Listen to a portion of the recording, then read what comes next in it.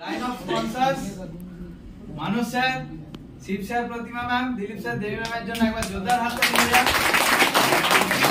এই মঞ্চে এসে যারা আমাদের অমূল্য কিছু শিক্ষা দিয়ে গেলেন, কিছু পয়েন্টস দিয়ে গেলেন যেগুলো আমাদের ভবিষ্যতে কাজে লাগবে, প্রত্যেক লিডারের জন্য একবার জোরদার হাততালি।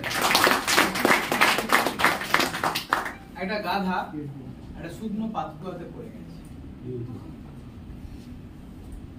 অনেক উঁচু পাতকুয়া, গাধার পক্ষে ওঠা সম্ভব নয়। গাধা এই আশায় আছে যে মালিক নিশ্চয়ই আমাকে বাঁচাবে, এতদিন সার্ভিস দিয়েছি, মালিক নিশ্চয়ই আমাকে বাঁচাবে। মালিক হচ্ছে আপনার বর্তমান চাকরি। তো মালিকের কাছে খবর গেল তোর এটা এতে পড়ে গেছে। মালিক তো ছুটে দেখতে গেছে, ছুটে ওপর থেকে দেখছে গাধাটা নিচে পড়ে গেছে। দেখে মালিক ক্যালকুলেশন করছে, তো বয়স হয়ে গেছে, ওপরে তুলতে দড়ি আনতে হবে, এক্ষুনি 2-4 লেবার লাগবে, যা খরচা হবে ওর কাছ থেকে বেনিফিটটা কিছু পাবো, ক্যালকুলেশনে ওকে মরতে। গাধা যখন মালিককে দেখলো, খুব আশা যে মালিক নিশ্চয়ই বাঁচাবে আমাকে, মালিক আমাকে নিশ্চয়ই বাঁচাবে, আমি নিশ্চয়ই মালিকের হাতে একটা রক্ষা পাবো এবং মালিক আমাকে রক্ষা করার জন্য কিছু একটা করবে, আমি এতদিন সার্ভিস দিয়েছি তাকে। কিন্তু মালিক ক্যালকুলেশন করে দেখলো তার এমপ্লয়িটা তার কাজের নয়, সুতরাং স্যাক করে দাও। মালিক চলে গেল। গাধা তখনও আশায় বসে আছে যে হয়তো মালিক যন্ত্রপাতি নিতে গেছে, আমাকে এখান থেকে তুলে নিয়ে যাবে। তো ওই পাতকুয়াতে একটা ইঁদুর থাকা, সেই ইঁদুরটা এসে বলল যে ভাই গাধা, তোর মালিক আর তোকে তুলবে না এখান। তখন গাধা বলল এটা হতেই পারে, এটা অসম্ভব ব্যাপার, মালিক দেখে গেছে, তবেই এখান থেকে উঠতে পারবি। আর আমার তো গর্ত আছে, আমি গর্ত হয়ে ওঠা নামা করি এখান থেকে, আমার পক্ষে সম্ভব হলে, আমি তোকে চিনি না, আমি তোকে জানি না, আমার পক্ষে সম্ভব হলে আমি কিন্তু তোকে বাঁচাতাম। কিন্তু তোর ওই মালিক এতটাই অকৃতজ্ঞ, তুই সারা জীবন সার্ভিস দেওয়ার পরও তোকে বাঁচাবে না, এই কথাটা মাথার মধ্যে ঢুকিয়ে নে, তাহলে হয়তো তুই নিজে বাঁচার কোনো উপায় বার করতে পারবি। কিন্তু ওর ভরসায় যদি বসে থাকিস তাহলে তোকে এখানেই বাঁচবে না।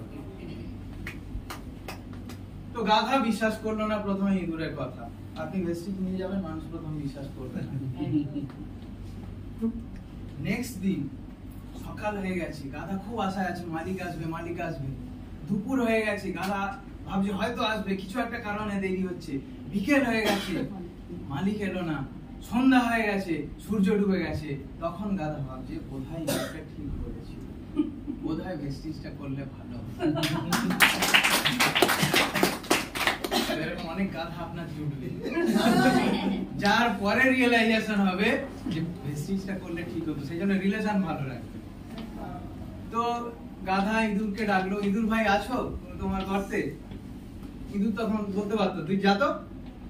ইঁদুর বললো হ্যাঁ আছি ভাই, ভালো রিলেশনশিপ মেনটেন করতে হবে। হ্যাঁ আছি ভাই, বলো। বলছে তুমি ঠিকই বলেছো, কোথায় আমার মালিক আর আসবে। তুমি আর একটা কথা বলেছিলে, সেটা আমার মাথায় স্ট্রাইক করেছে, যে তুই নিজে যদি চেষ্টা করিস তাহলে হয়তো বাঁচলেও বাঁচতে পারিস। তো আমি নিজে কি করলে বাঁচতে পারি?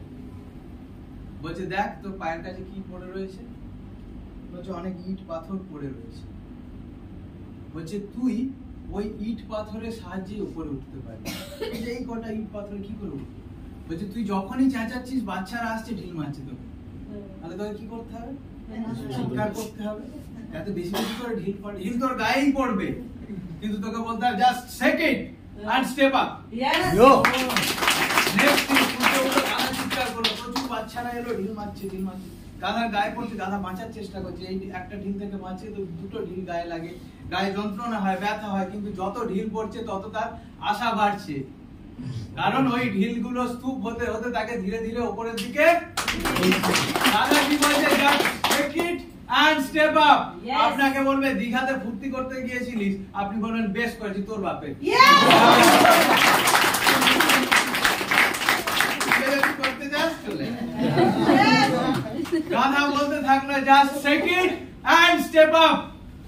উপর থেকে ঢিল পড়ছে, ঢিল পড়া বন্ধ হলেই গাধা চিৎকার করছে শরীরের সমস্ত এনার্জি দিয়ে, আর ঢিল যখন নিচে পড়ছে গাধা বলছে just take it and Step step up. up.